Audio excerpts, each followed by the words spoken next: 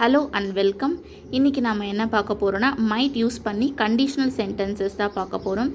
இப்போது மைட் நம்ம எங்கே யூஸ் பண்ணோம், ஒரு இடத்துல வந்து ஒரு விஷயம் நடக்கிறதுக்கான பாசிபிலிட்டி வந்து ரொம்ப கம்மியாக இருக்குது அப்படின்ற இடத்துல தான் நம்ம வந்து மைட் யூஸ் பண்ணுவோம்.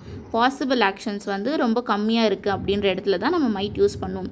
அப்படி இருக்கும்போது இதில் நம்ம வந்து கண்டிஷ்னல் சென்டென்சஸ் தான் பார்க்க போகிறோம்.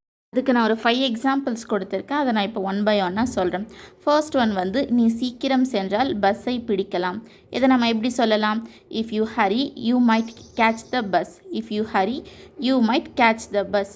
நீ சீக்கிரம் போனினாக்கா நீ வந்து பஸ்ஸை வந்து பிடிச்சிடலாம் அப்படின்னு சொல்லிட்டு சொல்கிறாங்க. இந்த கண்டிஷனை வந்து அதாவது கண்டிஷன் இதில் என்ன, நீ சீக்கிரம் போனினா அந்த கண்டிஷன் நீ சாட்டிஸ்ஃபை பண்ணினா நீ பஸ்ஸை வந்து கேட்ச் பண்ணிடலாம் அப்படின்றத சொல்கிறாங்க. அதனால தான் இந்த சென்டென்ஸ் வந்து கண்டிஷ்னல் சென்டென்சஸ் நம்ம சொல்கிறோம். செகண்ட் ஒன் வந்து நாளை மழை பெய்தால் நாம் பூங்காவிற்கு போகவில்லை. இதை நம்ம எப்படி சொல்லலாம்? If it rains tomorrow we might not go to the park. If it rains tomorrow we might not go to the park. மழை பெஞ்சிச்சுன்னா நம்ம வந்து பார்க்குக்கு போக தேவையில்லை அப்படின்றத அவங்க சொல்கிறாங்க. தேர்ட் ஒன் வந்து நான் அதிகமாக படித்தால் நல்ல மதிப்பெண் எடுக்கலாம்.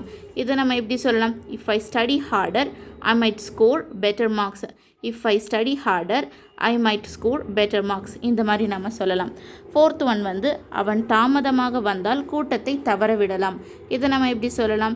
If he comes late he might miss the meeting. If he comes late he might miss the meeting. அவன் லேட்டாக வந்தால் அவன் மீட்டிங் வந்து மிஸ் பண்ணிவிடுவான் அப்படின்றது தான் அவங்க சொல்கிறாங்க.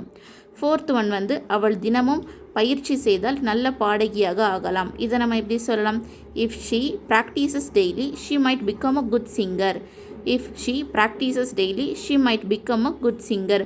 அவள் டெய்லி ப்ராக்டிஸ் பண்ணிகிட்டே இருந்தால் அவள் வந்து ஒரு குட் சிங்கராக ஆவா அப்படின்றத அவங்க சொல்கிறாங்க.